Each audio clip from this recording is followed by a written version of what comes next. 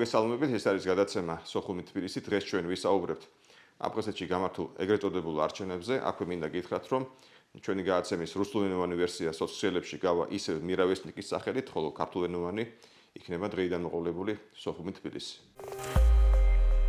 დღეს ჩვენი სტუმარი გახლავთ ბატონი ჯემალ გამახარია, აფხაზეთის უმაღლეს საბჭოს თავმჯდომარე. მოგესალმებით ბატონო ჯემალ. ძალიან დიდი მადლობა. სამკად მოვალ თქვენთან ისევ შევახსენებთ ჩვენს მაყურებელს, რომ გადაცემა სოხუმი თბილისი გახლავთ აფხაზეთის საინფორმაციო ანალიტიკური ცენტრის პროექტი. ჩვენი ყურება შეიძლება ყველა პლატფორმაზე, როგორც არის YouTube, Facebook და TikTok. ეგრეთ წოდებული არჩევნები აფხაზეთში, ბატონო ჯემალ, ძალიან დაძაბული იყო სიტუაცია, არა უშუალოდ ამ დღეებში, არამედ დაიწყება შემოდგომიდან მოყოლებული, როგორც ჩვენ ვიცით. მოდი ჯერ შევეხოთ მაინც ამ ლეგიტიმურობას ამ არჩევნების. გასაგებია, მას თითქმის არავინ არ ცნობს. მაგრამ საინტერესო იყო ის, რომ ეხლა ალბათ თვალში მოხვდა ყველას, რომ ბევრი დამკვირვებელი იყო ისეთი სახელმწიფოები და რომლებიც არ ცნობენ აფხაზეთს საერთოდ. მათ შორის იყო ავსტრია, ესპანეთი და ასე შემდეგ. არგენტინა. ხო, აი ძალიან საინტერესო სია იქნება განავრცოთ თქვენ და ახსნათ ეს რა ფენომენია საერთოდ. პირველ რიგში მოგესალმებით, დიდი მადლობა მოწვევისთვის. აფხაზეთში ჩატარდა მორიგი უკანონო არჩევნები. არჩევნები, რაც ტარდება აფხაზეთში, აი ამ ოკუპაციის პირობებში, არის უკანონო მთელი რიგი მიზეზების გამო. და ყველაზე მთავარი გახლავთ ის, რომ ეს არის ფაქტობრივად არჩევნები ამომრჩევლის დიდი უმრავლესობის გარეშე. ეთნიკური წმენდის შედეგად ერთეულში ჩატარებული არჩევნები. ეთნიკური წმენდის შედეგად შექმნილი აი ვითარებიდან გამომდინარე. ეთნიკურ წმენდამდე აფხაზეთში ამომრჩეველთა რაოდენობა აი 91 წელს ომამდე იყო 340,000-მდე. 340,000-მდე. და აი ახლა ამომრჩეველთა რაოდენობა არის აქ დაფიქსირებული 134,000. აი წარმოიდგინეთ რა განსხვავებაა. ეს არის დაახლოებით დიახ 2/3, თითქმის 2/3 ამომრჩევლების განდევნილია აფხაზეთის ტერიტორიიდან. აი ეს 134,000 კიდევ რამდენად შეესაბამება სინამდვილეს, ესეც ჯერ კიდევ საკითხავია. ამ 134,000-ში შედიან ჩრდილოეთ კავკასიელები, რომლებსაც აფხაზეთის მოქალაქეობა აქვთ, თურქეთში, სირიაში, იორდანიაში მცხოვრები აფხაზები, რომლებსაც აფხაზების მოქალაქეობა აქვს. და ისე თუ ამათ გამოვაკლებთ, ახლა ეს ზუსტი ციფრები ჩვენ არ ვიცით, მაშინ ბევრად უფრო ნაკლები იქნება რეალურად ამომრჩეველთა რაოდენობა. აი 99,000-მა მიიღო მონაწილეობა. ფაქტობრივად იქ არ დარჩენილა ადამიანი, რომელიც არ მისულა ურნასთან და ხმა არ მიუცია ამა თუ იმ კანდიდატისთვის. დაახლოებით ამომრჩეველთა რაოდენობა აი სადღაც 100,000-მდე შეიძლება იყოს. ანუ სამჯერ არის შემცირებული, უფრო მეტჯერ, დიახ. ასე რომ ასეთი არჩევნები ბუნებრივია, რომ არასოდეს არავინ ასეთ არჩევნებს არ მიიღებს და არ ჩათვლის, რომ ეს არის კანონიერი არჩევნები. ახლა რაც შეეხება ეგრეთ წოდებულ დამკვირვებლებს, ისე ხაზი გაუსვათ თავიანთ სახელმწიფოებს არ წარმოადგენდნენ, იმიტომ რომ ეს არგენტინა და ესპანეთი და ეს უამრავი ქვეყანაა ესეთი, რომელსაც არ უღიარებია აფხაზეთი და იქიდან იყო ეს ხალხი ჩამოსული. საერთოდ აი იმ ქვეყნებიდან ვინც აღიარებს აფხაზეთს, ვითომ აღიარებს, ჩვენ ვერ ხედავთ ამ ეგრეთ წოდებულ დამკვირვებლებს და არიან სულ სხვა ქვეყნებიდან. აი ავსტრია, არგენტინა, ბანგლადეში, ბოლივია, გვატემალა, გერმანია, საბერძნეთი, დომინიკოს მით უმეტეს დომინიკის რესპუბლიკა ძალიან შორს არის და რა თქმა ან არგენტინასა და ირანი, ესპანეთი, იტალია, კოლუმბია, ყირგიზეთი, მექსიკა, შემდეგ კორეა, სამხრეთ კორეაზეა საუბარი, როგორც თვითონ ამბობენ, რუსეთის ფედერაცია, რუმინეთი, ჩრდილოეთ მაკედონია, სერბია, ტანზანია, ტუნისი, უზბეკეთი, საფრანგეთი, ჩილი, ეთიოპია. კითხვა ჩნდება ლოგიკური ახლა. ამ შორიდან გადაფრენა ესე თქვა. თუნდაც ავსტრიიდან გადაფრენა, თავიდანვე მექსიკას. ფული ჯდება. ვინ გადაიხადა ეს ფული? ალბათ გასაგებია აფხაზებს ეს ამის ფული არა. ახლა ჩემი ღრმა რწმენით აი დიდი უმრავლესობა ამ ადამიანების ან რუსეთში ცხოვრობენ, ან მუშაობენ, ან სწავლობენ. გასაგებია. და ჩამოვიდნენ თავიანთი პასპორტებით, არგენტინული პასპორტებით ჩავიდნენ. აი რა გერმანიას რაც შეეხება ავსტრიას, იტალიას, საფრანგეთს რუსებს აქ იმდენი აგენტურა ყავს, აი იმ ყოფილი კომუნისტური პარტიებიდან შემორჩენილები, იმდენი ყავთ, რომ სად წაიყვანონ არიციან. წაიყვანეს აფხაზეთში არჩევნებს. ახლა აი რამდენიმე პიროვნება იქიდან შეარჩიეს და წაიყვანეს აფხაზეთში. ახლა თავისი ფული რო დახარჯეს ამ ადამიანებმა, რომ ენახათ აფხაზეთში არჩევნები, ეს არის ძალიან, წარმოუდგენელია, ახლა მას არავინ არ დაიჯერებს, ასე რომ ეს არის ბლეფი, სუფთა, ბლეფია. სუფთა უკანონობაა, ამ უკანონობის ერთ-ერთი გამოვლინება გახლავთ ეს ყოველივე. მე კიდევ ერთხელ გავიმეორებ იმ სახელმწიფოებიდან, რომლებმაც ვითომ აღიარეს, ხომ, ნიკარაგუა, ვენესუელა, აქ ვერ ხედავთ ნაურუდან დაუშვათ სირიიდან, აქ არ არიან დამკვირვებლები და არიან სხვა ქვეყნებიდან, რომლებიც არ აღიარებენ აფხაზეთს, მაგრამ ეს არის უკვე ფაქტობრივად შესაბამისმა ქვეყნებმა უნდა იფიქრონ, აი რომელი ქვეყნებიდანაც ესენი არიან, რომ გაშიფრული აგენტურა პირდაპირ რუსეთის გაშიფრული აგენტურა. ბრძანეთ უმეტესობა შეიძლება რუსეთში ცხოვრობს, საერთოდ გაშიფრულია. აი საფრანგეთიდან რო არის აქ ერთი ტიპი ვიღაცა, ხო? არნო ოლივიე ჟან დეველიე, იურისტი, საერთაშორისო სამართლის სპეციალისტი წარმოიდგინეთ.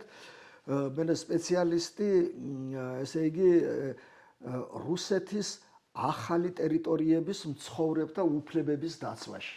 აი, წარმოიდგინეთ ახლა რასთან გვაქვს საქმე და რა ხალხთან გვაქვს საქმე. კიდევ ერთხელ გავიმეორებ, შესაბამისმა სახელმწიფოებმა უნდა იზრუნონ ამაზე, რომ უკვე გაშიფრული აგენტურა ყავთ აგერ. ისე ეს მონაცემები ჩვენ აქ დეტალურად, ესე იგი ყველა ქვეყნიდან ვინ არიან, რანი არიან, ეს ყველაფერი ამოკრებილი გვაქვს და მიწოდებულია საგარეო საქმეთა სამინისტროსთვის და ჩვენ იმედი გვაქვს, რომ შესაბამისი ზომები იქნება მიღებული ამასთან დაკავშირებით. მეორე ტური გაიმართება, როგორც ვიცით. გასაგები იყო თავიდანვე, რომ გუმბა და არძინბა იყვნენ მთავარი კანდიდატები. გუმბას უჭერდა აქტიურად ხარს პრინციპში რუსეთი, ლავროვიც შეხვდა. უფრო მეტიც ჩემი დაკვირვებით, როცა ვითომ ამუშავებს აფხაზეთი ბოდიში სოხუმის აეროპორტი, იქ გუმბა იყოფებოდა როგორც ჩანს, ეს ვითომ ამუშავებდა აეროპორტის გაკეთა სპეციალურად, იმიტომ რომ კიდევ ერთხელ გუმბასთვის დაიჭირა რუსეთს მხარი, რომ აი ნახეთ ეს კაცია აეროპორტში, მან ამუშავა ეს აეროპორტი. ძალიან საინტერესო იყო ჩემთვის კარგი სიგნალი, რომელიც წამოვიდა, ესე თქვა, თურქეთიდან, იქ საუბარი იყო, რომ შეიძლება ახსნილ იყო ერთი თუ ორი საარჩევნო უბანი, მაგრამ საბოლოო ჯამში ასე არ მოხდა არანაირად. და მოკლედ გავიდნენ შემდეგ ტურში გუმბა და არძინბა. ეს მეორე ტური ალბათ მოსალოდნელი იყო დონ ჯემალ, როგორც ჩანს, იმდენ წვავე იყო დაპირისპირება, ასე არის. მეორე ტურში ცხადია რუსეთი დაუჭერს ხარს გუმბას, გასაგებია. და გავიხსენოთ აქ ჩვენ შეიძლება ხარ ბევრს არ ახსოვს ჩვენ მაყურებელს, რომ როცა შარშანის შემოდგომაზე იყო ეს არეულობა, რასაც მოყვა ჟანიას გაქცევა საერთოდ. ამ არეულობის უკან იდგა ცხადია არძინბა. და რა თქმა უნდა, რუსეთს ეს არ მოეწონა მისი მხრიდან ეს აქციელი, იმიტომ რომ რუსეთი ცდილობდა გაედანა იქ რაღაც კანონები, რომელიც მიცემდა საშუალებას მას, რომ შეესყიდა ხელში ჩაეგდო აფხაზეთში უძრავი ქონება. და გასაგებია, რის გამოც ახლა რუსეთი უჭერს მხარს უფრო მეტად გუმბას. აქ კიდევ შემოვიდა თეორია, რომ აი არძინბა არის პროტურქული და მას შეიძლება უჭერდეს მხარს თურქეთი. თქვენ ამას რა კომენტარს გააკეთებთ? ძალიან საინტერესოა. მაგ ეს მითი ხო არ არის ჩვეულებრივი? დიახ. დავიწყოთ იქ თურქეთიდან ამომრჩევლების თემა. პირველ რიგში თურქეთის მთავრობას მადლობა იმისათვის, რომ მან იქ არ დართო ნება, გახსნილიყო კიდევ ერთი უკანონო საარჩევნო უბანი თურქეთში. აქვე დავაზუსტოთ, მოსკოვში იყო ეს უბნები გახსნილი, რა? მოსკოვში და ჩერკესკში. დიახ, მარტო. მაგრამ თურქეთში ეს თურქეთის მთავრობის დამსახურებაა და კიდევ ერთხელ გვინდა რომ მადლობა მოუხადოთ. სხვათაშორის მას შემდეგ რაც ის საარჩევნო უბანი დაიხურა, ბევრი აი ესეთი მონდომებული და აქტიური მხარდამჭერი არძინბასი გამოფრინდა იქიდან სოჭში და მერე უნდათ შესვლა აფხაზეთში. და რუსეთმა დეპორტაცია გაუკეთა ყველა სოჭიდან. სოჭიდან შედიოდნენ აფხაზეთში, რომ არჩევნებში მიეღოთ მონაწილეობა. და რუსეთმა ყველას გაუკეთა დეპორტი 10 წლით. ასე რომ არც ერთი არ შეუშვა აფხაზეთში. ახლა არძინბას პროთურქულობა. ახლა საფუძველი რა არის? ჯერ ერთი ამომრჩევლები, რომლებიც არიან თურქეთიდან, ყველა უჭერს მხარს ამ არძინბას. არძინბას სწავლობდა თურქულ კოლეჯში, რომელიც გაგრაში არის გახსნილი. აი ეს არის და ეს. მაგრამ მე არ ამგონია, რომ არძინბა არის რაღაცა პროთურქული მოღვაწე და ასე შემდეგ. აფხაზეთში ყველა აბსოლუტურად ყველა კანდიდატი აცხადებს ძალიან ხმამაღლა და მათ შორის არძინბა, რომ ისინი რუსეთს განიხილავენ ერთადერთ მოკავშირედ სტრატეგიულ პარტნიორად. თქვენ გახსოვთ ის გადატრიალება, როდესაც მოხდა, იქ რუსულ დროშებს აფრიალებდნენ ეს ამბოხებულები. მაგრამ რუსეთმა ეს სწორად გაიგო, მან ეს არ მიიღო. ეს ეშმაკობა ახლა რა არჩის რუსეთს? ხო, ასეთი ეშმაკობა, რა თქმა უნდა, ახლა რუსეთი ამას არ გაატარებს, გასაგებია. არძინბა არის პიროვნება, რომელიც ფაქტობრივად ეწინააღმდეგება რუსეთის ანექსიონისტურ პოლიტიკას აფხაზეთში. რუსეთის ხომ აფხაზეთის დამოუკიდებლობა ხომ ფიქტიურად აღიარა იმისთვის, რომ დაეფიქსირებინა, რომ ეს ტერიტორია მოწყვეტილია საქართველოს და მერე მიზან მიმართულად ნაბიჯ-ნაბიჯ ყველაფერი გაეკეთებინა იმისთვის, რომ ეს ტერიტორია მოექცია რუსეთის შემადგენლობაში. ამას აკეთებს ის ნაბიჯ-ნაბიჯ და არძინბა და ეს ჯგუფი სწორედ ამას უშლის ხელს. ჩაიკითხებით ბატონო ჯერა, ძალიან მნიშვნელოვანი თემაა. უშლის ხელს არძინბა ჯგუფი აი ამ უძრავი ქონების ჩაგდებით ცდელობას რუსეთის მხრიდან. იმიტომ რომ პრინციპულად წინააღმდეგია რუსეთმა წაიღოს უძრავი ქონება, რომ თუ უნდა რომ თვითონ მოვიდეს ხელისუფლებაში და თავის პირობებით გადასცეს რუსეთს ეს უძრავი ქონება, რომ თვითონ ჩაჯდეს წილში ფული შოოს ძალიან მარტივად რომ ვთქვა. მე მაინც ვიხრები იქითკენ, რომ იქ ბრძოლა მიდის ანექსიონისტური პოლიტიკის წინააღმდეგ. რუსეთის ანექსიონისტური პოლიტიკის წინააღმდეგ. რუსეთის ინვესტიციები და მთელი პოლიტიკა, რასაც ის ატარებს აფხაზეთთან მიმართებაში, არის აფხაზეთის ანექსიისკენ მიმართული. აი ეს ეგრეთ წოდებული საინვესტიციო შეთანხმება ითვალისწინებდა მისი სრული ვარიანტი, სრული ვერსია ითვალისწინებს მთელი შავი ზღვისპირეთის ფაქტობრივად რუსებისთვის გადაცემას, იმიტომ რომ ეს აპარტამენტები ზღვისპირეთში შენდება და არას თქვათ იქ სადღაც მთებში. და შავი ზღვისპირეთი რა მნიშვნელოვანია რუსეთისთვის სტრატეგიულად, ეს ისტორიულად? რა თქმა უნდა. ესე იგი, დაახლოებით 100,000 რუსი აი ოჯახის წევრებთან ერთად აღებული 100,000-მდე მიიღებდა საკუთრებას აფხაზეთის ტერიტორიაზე, ანუ დაეუფლებოდა ფაქტობრივად მთელს შავი ზღვისპირეთს. თავის ოჯახებიანად კი არიან მოსახლეობა აფხაზეთის. დიახ, და აქედან გამომდინარე აფხაზები, ახლა არძინბას თავი დავანებოთ, აფხაზები ძალიან კარგად ხედავენ რუსეთის რეალური მიზანი რა არის. სხვადასხვა ერთ-ერთმა ეგრეთ წოდებულმა, პრეზიდენტობის კანდიდატმა ხურხუმალმა განაცხადა ის, რასაც ჩვენ ლაპარაკობთ მთელი ამ წლების განმავლობაში, რაც აღიარა რუსეთმა აფხაზეთი, იქიდან მოყოლებული, რომ აღიარებით რუსეთმა წაართვა აფხაზეთს დამოუკიდებლობა. Давайте открыто будем говорить о том, Россия, да, наш стратегический партнер, сосед, это Российская Федерация. Мы должны завоевать в конце до концов уважение наших интересов и нашей точки зрения. Сегодня его нету. Сегодня мы зависимы, когда Россия объявила нашу независимость, она ее забрала. Почему мы ее отдали? აი ეს სიტყვები შევა ისტორიაში. აი თვითონ ეს ხურხუმალები, მან რაღაც 1% მიიღო ამ ეგრეთ წოდებულ არჩევნებზე, მაგრამ აი ამ განცხადებით ეს ადამიანი შევა აფხაზეთის ისტორიაში და შეიძლება საქართველოს მთლიანად საქართველოს ისტორიაში საარჩევნო კამპანიის დროს მსგავსი რაღაც არავის აუკეთებია. დიახ, საარჩევნო კამპანიის დროს, როდესაც ხუთივე კანდიდატი ერთად პრესკონფერენციას ბრიფინგს ატარებდნენ, აი მაშინ გააკეთა მან ეს განცხადება, რასაც კიდევ ერთხელ ვიმეორებ, 2008 წლიდან ჩვენთან ეს მსგავსი განცხადებები სულ კეთდება, მაგრამ აფხაზების მხრიდან ჩვენ პირველად მოვისმინეთ ასეთი განცხადება და იქ არავის ამისთვის წინააღმდეგობა არ გაუწევია არც ერთ კანდიდატს, იქ არ უთქვამს, რომ რასაა ეს რომ ლაპარაკობს კაცო როგორ ჩვენ დამოუკიდებლობა მოგამიჭა რუსეთმა. ყველა ხვდება, რომ დამოუკიდებლობის აღიარება ეს იყო პირველი სერიოზული ნაბიჯი ანექსიისკენ. ეს ხურხუმალი წარმოადგენს უფრო რომელი ისე თქვა დაჯგუფებას გუდაუხტის თუ ჩამჩირის. ის თვითონ ტყვარჩელიდან არის, მაგრამ არძინბას კაცად ითვლება უფრო. ყოველ შემთხვევაში ასე წავიკითხეთ ჩვენ სოციალურ ქსელებში, ასე წერენ, რომ ის არძინბას შემოგდებული კანდიდატი იყო. რომ ხმები წაერთმია დაუშვათ იგივე გუმბასთვის. გავრცელა ძალიან საინტერესო სკანდალური აუდიო ჩანაწერები, საბურავენ ერთმანეთში არძინბას გუნდის штаბის წევრები, ესე ვთქვათ და არც თუ ისე კარგად საუბრობენ იქ მაცხოვრებულ სომხებს.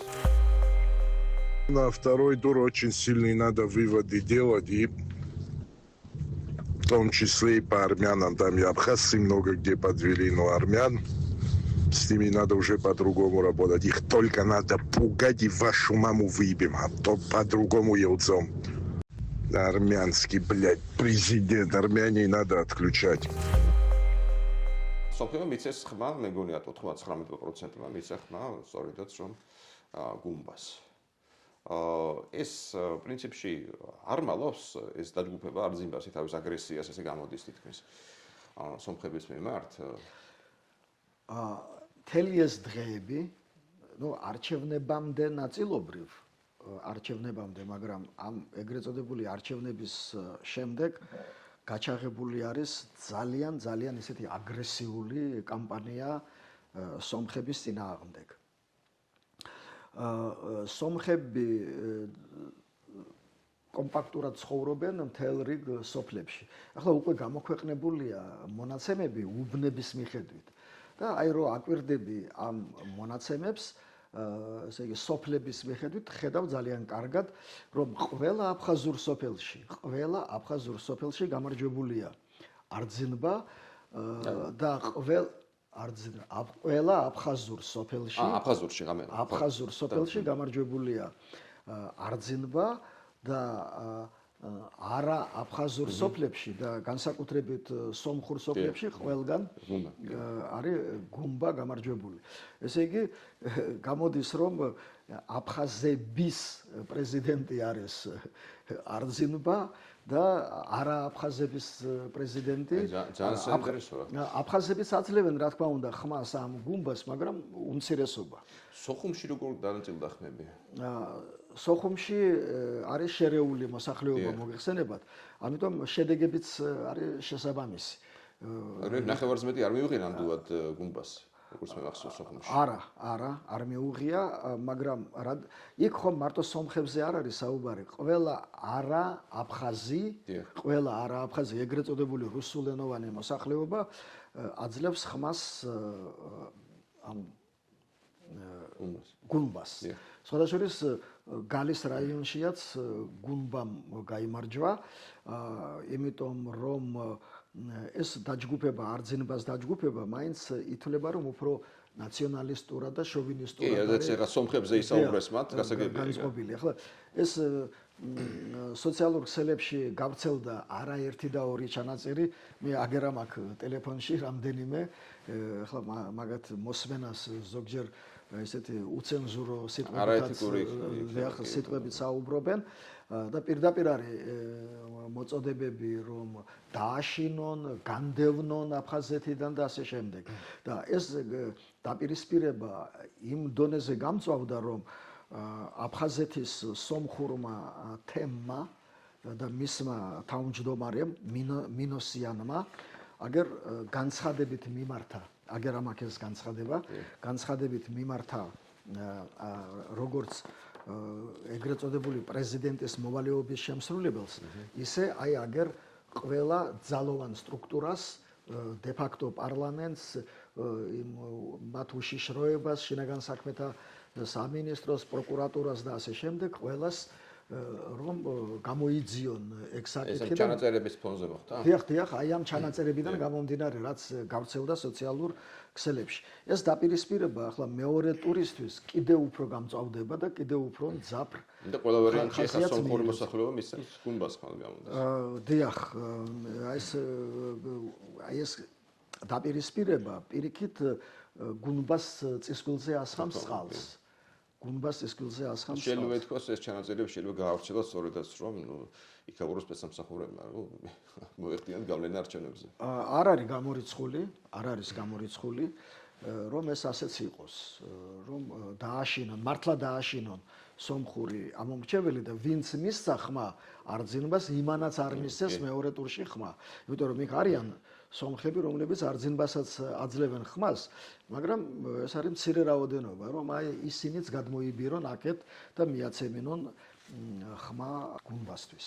ეს როცა ახსენეთ ძალიან საინტერესო იყო ხურხუმალის განცხადება და მართლა თავს არავინ არ შეეწინააღმდეგა. ეს რაზე მიუთითებს თქვენი დაკვირვები და აზრით? ფარულად იზრდება რეალურად ანტირუსული განწყობები აფხაზეთში? აფხაზეთში ყოველთვის იყო ანტირუსული განწყობა, მაგრამ აი ბოლო პერიოდში ის გამოაშკარავდა და მიიღო აი ესეთი ღია ფარულიც არ არის უკვე შეიძლება ითქვას. დიახ, ადრე ეს იყო ფარულად, შეფარვით, აფხაზები სარგებლობდნენ იმით, რომ აი ჩვენ რუსეთიო გაყვიროდნენ, იყენებდნენ მათ იმისთვის, რომ დაეფინანსებინათ აფხაზეთი რაღაც სიკეთეები მიეღოთ იქიდან, მაგრამ ახლა დადგა სულ სხვა ვითარება.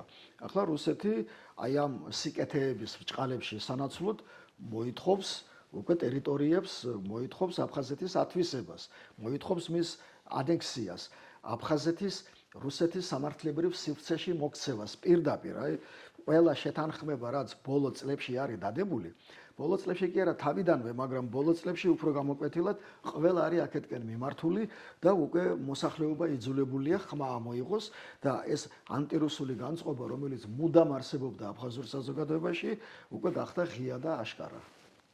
საინტერესოა. მეორე ტურში ელოდებით რაიმე სენსაციას თუ ალბათ გუნბა გაიმარჯვებს? ყველა შემთხვევაში გუნბა გაიმარჯვებს ბრჭყალებში, რა თქმა უნდა. ახლა ჩვენ უკვე აქ ნახეთ, როგორ არის განაწილებული ეს ელექტორატი და რა ზეწოლა ხორციელდება კიდევ აი სხვადასხვა სოციალურ ჯგუფებზე და ეთნიკურ ჯგუფებზე ამ არჩევნებთან დაკავშირებით. ეს მუქარები რუსეთის მხრიდან რა თქმა უნდა გაგრძელდება და ამ არჩევნების შედეგად ჩვენ რას მივიღებთ, ესე იგი 1 მარტს ტარდება ეს მეორე ტური და მივიღებთ ისევ იგივე გუნდს, რომელიც ფაქტობრივად დაამხო მოსახლეობამ 15 ნოემბერს. აი ესაა ძალიან საინტერესო.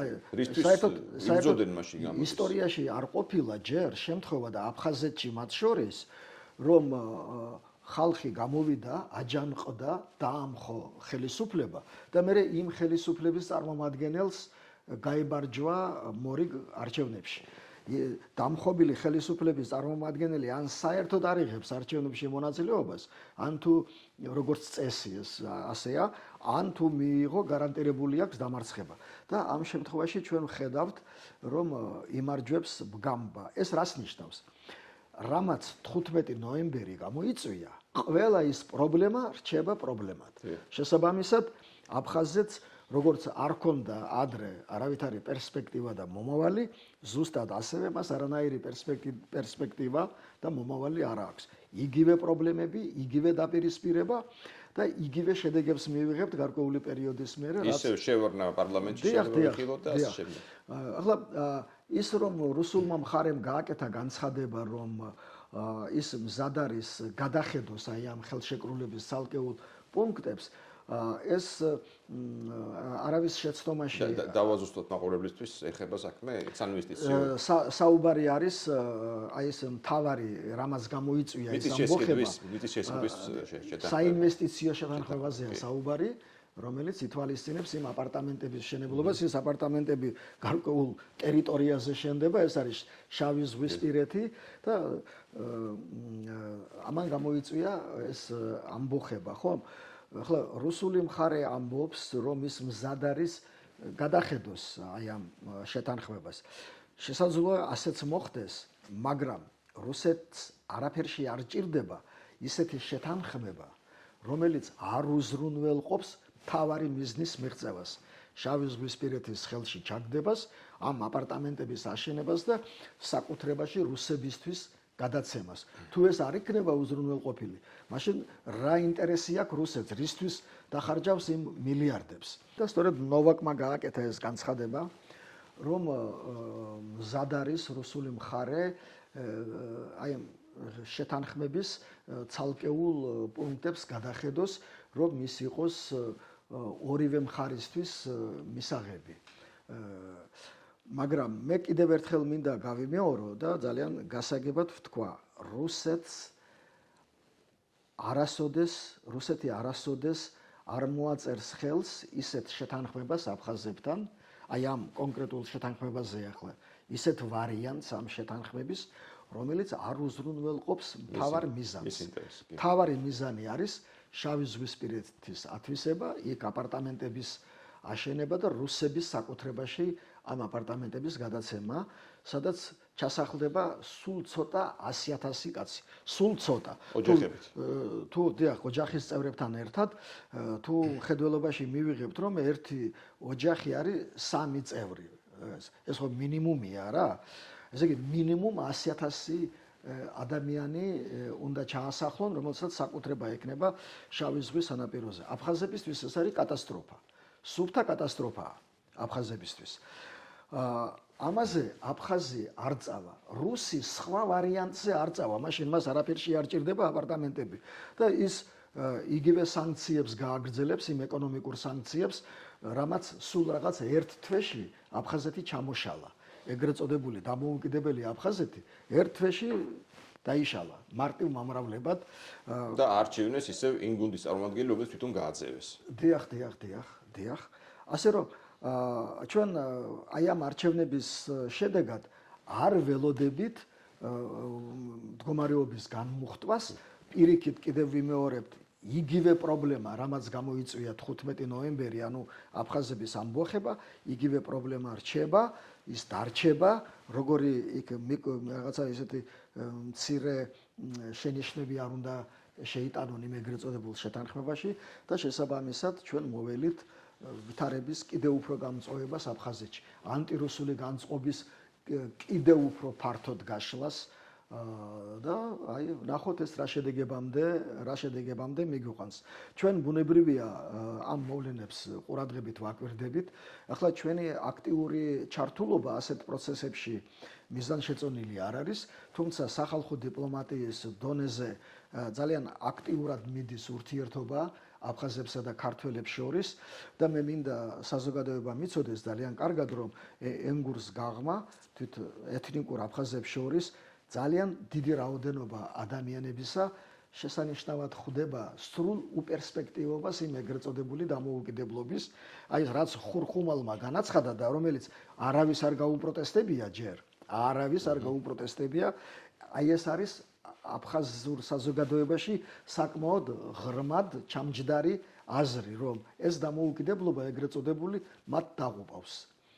და გამოსავალი, ეს დამოუკიდებლობა რეალურად არის ოკუპაცია და შესაბამისად დეოკუპაცია არის ერთადერთი გამოსავალი. სხვა გამოსავალი არ არსებობს აფხაზებისთვის. გეთანხმებით. ძალიან დიდი მადლობა დონჯემო ბრძანებისთვის. მომავალშიც კიდევ თქმა უნდა გვექნება საშუალება ვისაუბროთ ამ თემაზე. ჩვენი გადაცემა მალე დაბრუნდება.